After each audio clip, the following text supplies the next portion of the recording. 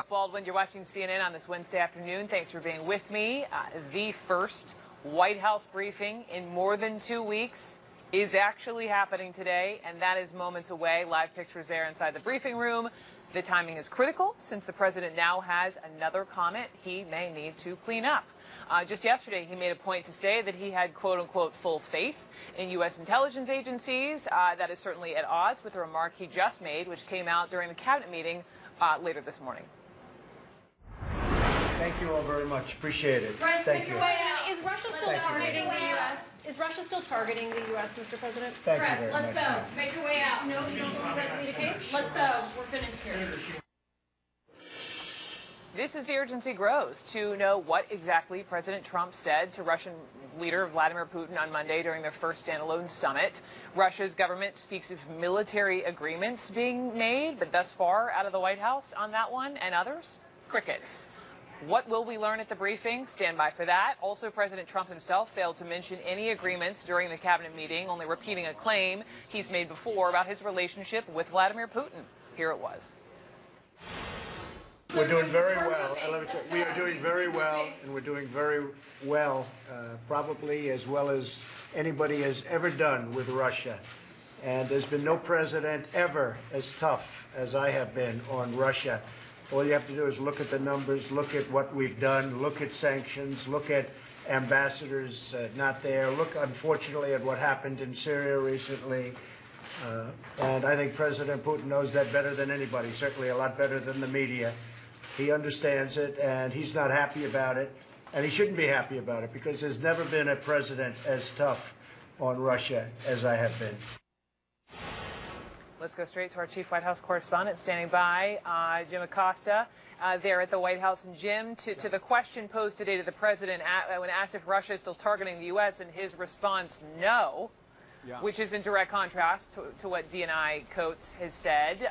Do you expect more cleanup today from the White House? You know, that's an interesting question. I think Sarah Sanders is likely to echo what the president said just earlier today when he said that he does not believe Russia is still targeting the U.S. But as you said, that is really a contradiction with what the Director of National Intelligence, Dan Coates, said earlier this week when the DNI decided to put out that statement, not even clearing it through the White House, when it talked about ongoing pervasive efforts being conducted by Russia to intervene in U.S. democracy. That follows what Coates said last week. He was speaking at an event and said that the warning system is blinking red. And so, you know, this is a big contrast, as you said just a few moments ago, Brooke. And Lindsey Graham, one of the hawks up on Capitol Hill, disagreeing with the president, put out a tweet just a short time ago as Democrats and Republicans are disagreeing with this president's assessment once again when he said that Russia is not intervening in the elections here in the United States. We can put that tweet up on screen if we have it, from Lindsey Graham. He basically echoed what DNI Coates was saying earlier this week. He said a big discrepancy between President Trump's statement and DNI Coates' warning. It's imperative we get to the bottom of what is going on so we can be prepared to protect ourselves, I should say, in advance of the 2018 elections. My personal view, the Russians are at it again. And so you see, just about the entire Republican Party, Brooke, being more hawkish on Russia than the president is. But this has been a week of mysterious comments coming from the president of the United States on the subject of Russia. And perhaps we'll be able to peel a few layers back from the onion with Sarah Sanders when she comes out in a few moments. But my sense is she's going to echo what the president has been saying all along, that essentially there's nothing to see here. Please disperse. Brooke.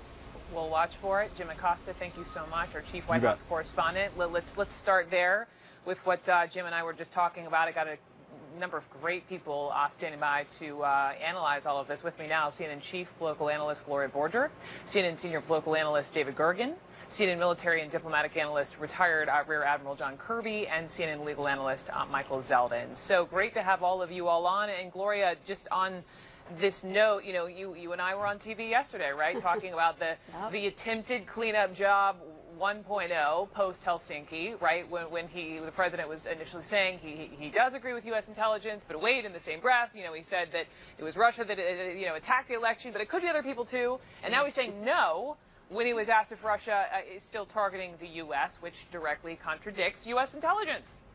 Exactly, and what you see, I think, in this administration is the president versus everybody else. I mean, he's disagreeing with his own DNI, with his own intelligence community. We heard the president in Helsinki talk about Vladimir Putin's powerful denials of any kind of election hacking or attack on the United States. And I think we see, you know, more of that today. I think the president's pretty defensive here. But then, you know, when the question is asked to him, well, aren't they still doing it? The answer is no. And by the way, this not only contradicts the DNI and his intelligence community, but also, you know, our reporting from yesterday, which shows that, in fact, yes, things are ratcheting up for the 2018 election. David Gergen and Admiral Kirby, to you. You know, Jim talked about peeling back the layers of that onion upcoming in that briefing. Here's the question, right? The question is, what was said in that meeting between Vladimir Putin and President Trump? And Putin obviously took notes, and he told his team that they had reached this military agreement in the sphere of international security. Did Trump take notes? Did he make any deals? Why are we hearing about this? David Gergen, first to you, from the Russian side and not the White House? It's an extremely good question. And, you know, this is exactly what was feared when the president insisted early on, and he was the one who made this call and told the Russians, I'd like to have only an interpreter or interpreters in the room, nobody else. The fear was that they would strike some sort of secret agreement on something, and it might involve the president himself, it might involve the military, and now we have the Russians saying there is such a secret agreement that was reached. We have the military spokesman for the Russians coming out and saying there was an agreement reached, and we in the United States Congress, the United States public doesn't know anything, and nor does his cabinet. And so we're at a loss, and because of this, you know, the secrecy was imposed on it. Now there's a deep suspicion of secret agreements. Admiral Kirby, we're talking about the commander-in-chief, and Right. the Pentagon is in the dark. Yeah, and their statement last night, Brooke, I'm sure you saw it, was very vague, saying we're still reviewing the results of the meeting in Helsinki before we announce or get ready to say anything about this. Translate that for me. What is that really saying? That means we don't know. I mean, having been the press secretary there, I'll tell you exactly what that means. We don't know, so we're just going to say we're reviewing it. We're working with the president of the White House. We're going to work it all out. That's what that means, and it's crazy and it's unsafe. And I'll tell you the other thing is, and I saw this having sat across the table with Secretary Kerry and Secretary Hagel from their Russian interlocutors.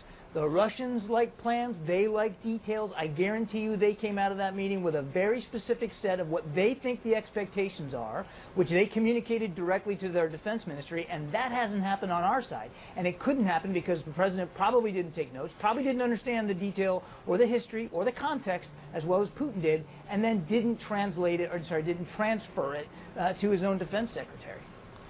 Everyone stand by. Michael Zeldin, I'm coming to you after this quick break. Again, live pictures inside that press briefing room. First White House press briefing we've had in more than 2 weeks.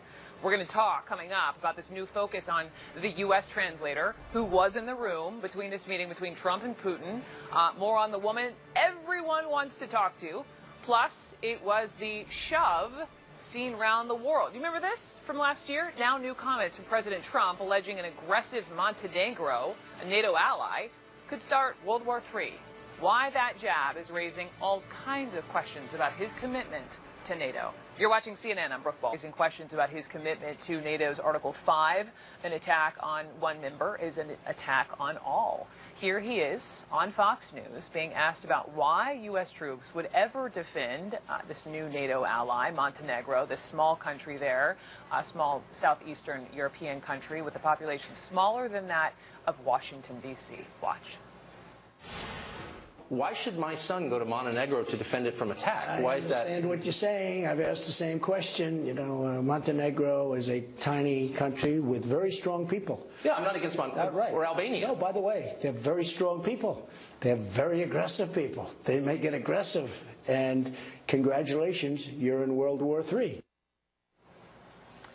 Make no mistake, that is the President of the United States wavering on the collective defense of U.S. allies. But for the record, NATO, which has been around for 70 years, has only invoked Article 5 one time, and it was the U.S. following the attacks of September 11th, 2001. Just a reminder from the head of NATO at the time. The 19 nations of NATO, last night made a historic decision to invoke this Article 5 for the first time in history because of the enormity of what happened. And these nations did so conscious of the fact that this was not just symbolic, it was not just an act of solidarity, although it was both of them.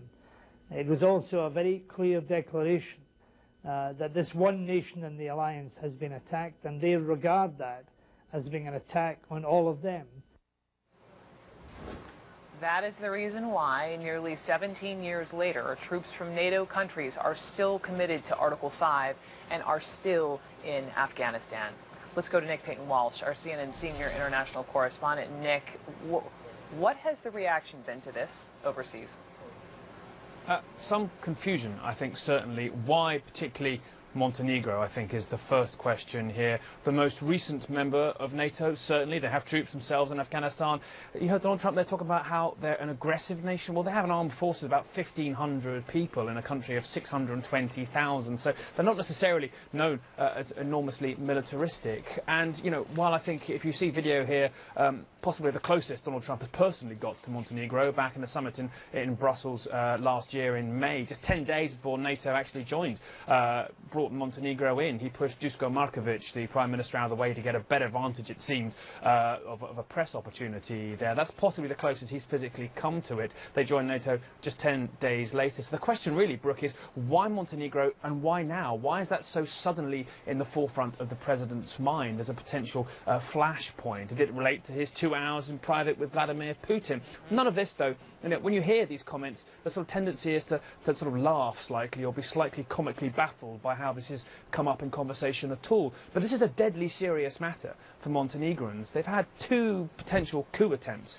in the last 4 years or so. On 2 separate occasions, their investigators have alleged Russia has been behind a bid to try and destabilise the nation, to try and change the outcome of elections. In one instance, actually, in 2016, there were dozens of agents, apparently, who were put ready to try and cause a riot, a demonstration, and possibly even kill the Prime Minister himself in a bid to alter the outcome of the election, simply because Russia did not want to see yet another country in that Balkan area become a member of NATO. They have ambitions along the coast there to have a port on that sea, to be able to potentially let their military have passage around that area of the Mediterranean. So an absolutely vital geopolitical war kind of going on here to some degree. That's been the case for many years, and I think many people are asking exactly why was Montenegro the first thing that necessarily came to Donald Trump's mind when he was talking about that. A baffling moment, frankly, Brooke.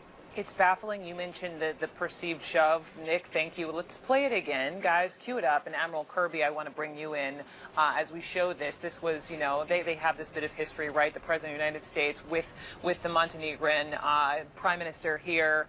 Yeah. Looking like he shoves him. Nobody really understood what that was about. Flash forward to this conversation he has with Tucker Carlson. Granted, you know, Tucker's the one who brings up Montenegro. Well, this is yet another jab at NATO, who the president referred to as a foe last week. Right. What is going on here? Yeah, you're right. Tucker's the one who brought it up.